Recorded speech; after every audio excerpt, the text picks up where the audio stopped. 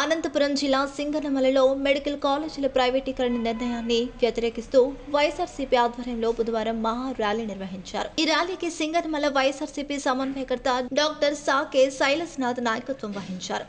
దర్గా వద్ద ప్రారంభమైన ర్యాలీ తహసీల్దార్ కార్యాలయం వరకు ఉత్సాహంగా సాగింది. వేలాదిగా ప్రజలు, కార్యకర్తలు పాల్గొని ర్యాలీని విజయవంతం చేశారు. సభలో మాట్లాడుతూ డాక్టర్ శైలజ్నాథ్ ప్రస్తుత కూటమి ప్రభుత్వంపై తీవ్రంగా విరుచుకుపడ్డారు. ప్రజల పక్షాన మా పోరాటం ఆగదు, న్యాయం కోసం చివరి వరకు పోరాడుతామని స్పష్టం చేశారు. ప్రభుత్వం ప్రజా ఆస్తులను అమ్ముకుంటూ ప్రజల హక్కులను తాకట్టు పెడుతుంటే మేము కూర్చోమని హెచ్చరించారు. మాజీ సీఎం వైఎస్ జగన్మోహన్ రెడ్డి పాలనలో ప్రజలకు అదన సంక్షేమం కొనసాగాలని ఆయన పిలుపునిచ్చారు. ఈ కార్యక్రమంలో మండల కన్వీనర్లు ప్రసాద్, ఎల్లారెడ్డి, నాయకులు ఆంజనేయులు, నారాయణ రెడ్డి, వనమాల నాగరాజు, ఓపిరెడ్డి రెడ్డి, తిరుపాలు, ఆదినారాయణ, నరసింహ తదితర వైఎస్ఆర్సీపీ నాయకులు, కార్యకర్తలు పాల్గొన్నారు.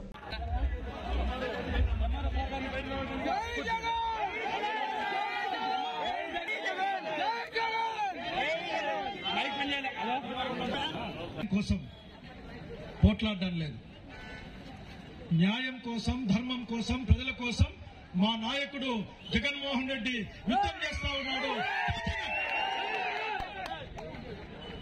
చాకైతే ప్రజలకు సేవ చేయండి.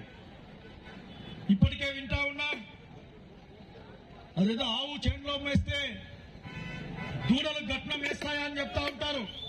అట్లాగే మీ నాయకుడు రూపాయికి పప్పు బెల్లాలకి మా ఆస్తుల్ని ఎకరా 90 పైసలకి 100 రూపాయలకి అమ్మేసుకుంటా ఉంటే, అడ్డమొస్తే పోలీసులతో కొట్టిస్తా ఉంటే ఇక్కడ కూడా ఏం పెద్ద తేడా లేదు. ఇక్కడ వాళ్ళు కూడా అదే పని చేస్తూ ఉన్నారు. జాగ్రత్తగా ఉండమని చెప్తా ఉన్నా. ఎవరి సొత్తుది ఇది? మాది, ప్రజలది. ప్రజల సొమ్ముని ఎవడైనా సరే అన్యాక్రాంతం చేస్తా ఉంటే ఈ రోజు బాగా అధికారం తలకాయకెక్కి నువ్వు మాట్లాడొచ్చు కానీ దించే శక్తి సామర్థ్యాలు సింగనమల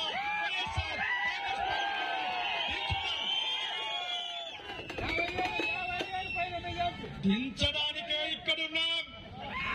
జాగ్రత్త అని చెప్తా ఉన్నామంటే శైలజ్నాథ్ నోట్లో నుంచి మాట ఊరకే రాదు. వచ్చిన తర్వాత తల తెగొచ్చు కానీ మాట నిలబడుతుంది. మాట్లాడితే కేసులు పెడతాం. మాకేమన్నా కేసులు కొత్తనా? వచ్చేది మేమే. మా నాయకుడు జగన్మోహన్ రెడ్డి ముఖ్యమంత్రి, మీరు పెట్టిన కేసులన్నీ ఇట్లా తుపాసులు ఎగిరిపోతాయి. అప్పుడు ఖాళీ ఏర్పడుతుంది కదా, మళ్ళీ ఖాళీ ఎట్లా ఊరికే ఉంటది? కనుక ఆ ఖాళీలోకి మీరు ఎక్కకుండా ఉండాలని నేను కోరుకుంటా ఉన్నా. రోజుంటే ఇబ్బంది ఏం లేదు. తమాషగా మాట్లాడడంలే. ఒకే మాట చెప్తా ఉన్నా, ఈ రోజున ఎవరికైనా సరే అధికార అనధికార వర్గాలందరికీ కూడా అధికారాన్ని అడ్డం పెట్టుకొని ఇష్ట ప్రకారం మాట్లాడే వాళ్ళకి సింగనమల రోడ్డు మీద నడుస్తున్నారంటే ఆ రోడ్డు శైలజ్నాథ్ దయాల విషయాన్ని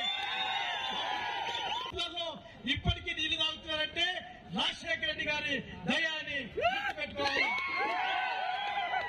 చాలా వింటా ఉంటే ఆశ్చర్యం వేస్తుంది. ఇంత విశ్వాసం లేకుండా ఉన్నారా వీళ్ళు? మీ పిల్లలు ఇంజనీరింగ్ చదివి వివిధ నగరాల్లో ఉద్యోగాలు చేసుకుని సాఫ్ట్వేర్ లో ఈ రోజున మిమ్మల్ని బతికిస్తా మీ ఇంట్లో పెద్ద టీవీ వచ్చిందంటే కారణం రాజశేఖర రెడ్డి. మీ పొలాలకి నీళ్లు పోతా ఉన్నాయంటే ఓటర్లకి మిమ్మల్ని జైల్లో వేపిస్తే చంద్రబాబు నాయుడు, మీరు మీ కుటుంబ సభ్యులతో పట్టుకోవడానికి కూడా ధైర్యం చాలక ఈ కొండెక్కి పైన పడుకుంటే మీ అప్పులు మాఫీ చేసి ఈనాటికి కూడా ఉచిత కరెంటు మీద ఇచ్చినవాడు. ఏం మాట్లాడతారో అర్థం కాదు నాకే. జగన్మోహన్ రెడ్డి చేతుల మీదుగా సాయం పొందని ఇల్లేదో నాకు చెప్పాలా? ఈ తెలుగుదేశం పార్టీ నాయకులు చెప్పాలా? జనసేన నాయకులు చెప్పాలా? బీజేపీ నాయకులు చెప్పాలా? ఈ ఇంటి గుణాదులు కూడా మేమేసినవి ఉంటాయి. అధికారం వచ్చింది, 2-3 పేపర్లు మేము అన్యాయంగా ఎవరి మీదకి దౌర్జన్యానికి పోయే చరిత్ర మాకు లేదు. మేము రైతులం, కష్టపడే వాళ్ళం, దేశం బాగుండాలా, మా ఊరు బాగుండాలా, మా ఇల్లు బాగాని కోరుకునే వాళ్ళం. అంత మాత్రాన చేతగాని వాళ్ళం కాదు. నిజంగానే జగన్ రెడ్డి ఆశీస్సులతో శైలజనాథ్ అనుకుంటే ఈ రోజున నియోజకవర్గాన్ని ఇంకా 3 సార్లు తిప్పినాము.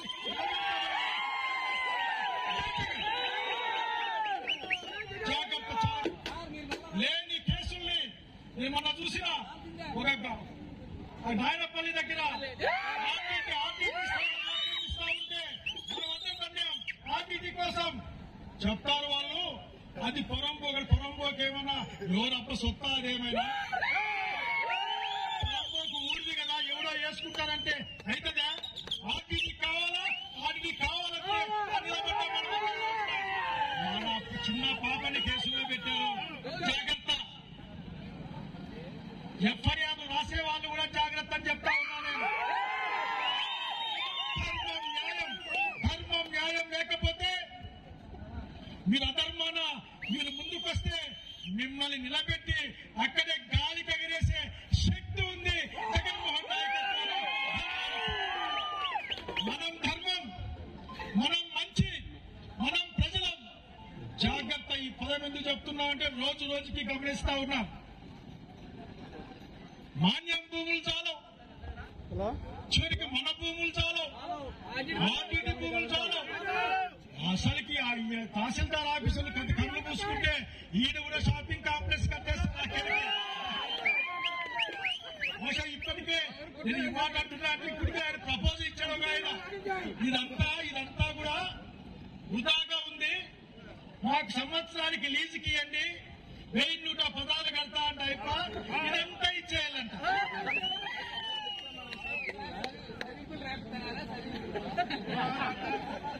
చదివింపు రాయించినా సరే మళ్ళా వాళ్ళ పెళ్లికి ఇవ్వాల.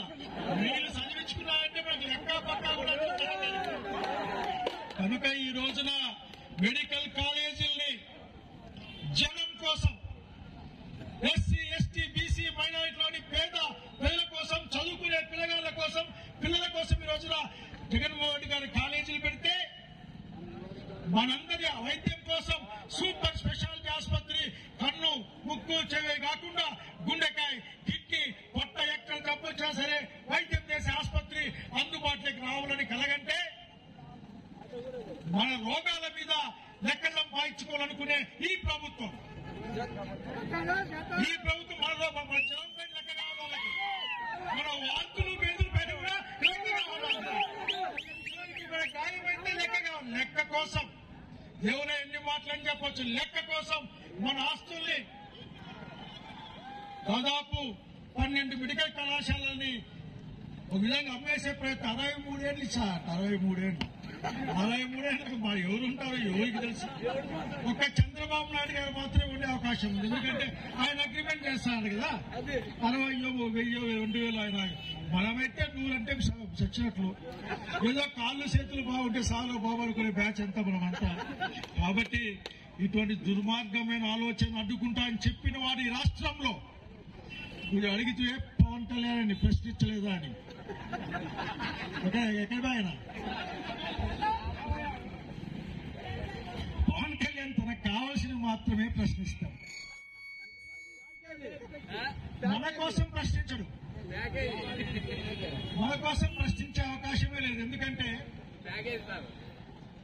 అంత మాట మనకేలా, వాళ్ళే మాట్లాడుకుంటున్నారు కదా.